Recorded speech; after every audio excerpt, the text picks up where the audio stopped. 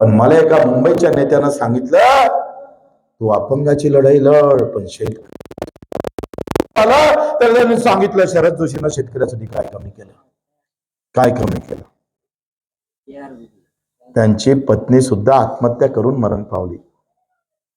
आणि आत्महत्या करून मरण पावली तर ह्याच्यासाठी का जोशी साहेब घरीच राहायचे नाही हो. संसारावर सगळी राख रांगोळी झाली. तुमच्या आमच्यासाठी संसार उभा करायसाठी घरचा संसार बेकार केला आणि पत्नी आखरी आत्महत्या करून गेली. त्या शरद जोशींना पाडलं कोण पाडलं? अमेरिकेतल्या माणसानं पाडलं, रशियातला पाडलं. फक्त नाव जोशी होतं म्हणून पडला.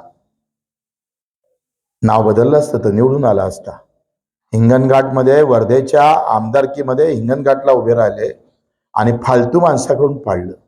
ज्यानं जगाचं अर्थशास्त्र मांडलं, तुमच्या अर्थशास्त्राची व्यवस्था केली, तुमच्या अर्थाची व्यवस्था केली, त्या शरद जोशी साहेबाले आमच्या शेतकऱ्यांना मात्र मातीमोल केलं.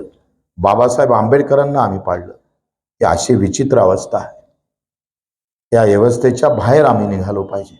आम्ही तळमळीनं सांगायला आलो, तुम्ही राहीन त्या जातीत राहा, राहीन ते आंदोलन करा, कोणत्याही पार्टीचे झेंडे घ्या, पण शेतकरी म्हणून जगा रे, शेतकरी म्हणून लढा, हे सांगायला. कारण माझा मायबाप शेतकऱ्याचे हाल आज पाहतोय.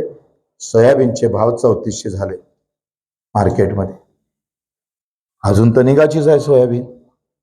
निघाल्यावर काय हाल होईल? अब निकलने के बाद क्या भाव मिलेगा माहित आहे का तुम्हाला? काहीच माहित नाही राव.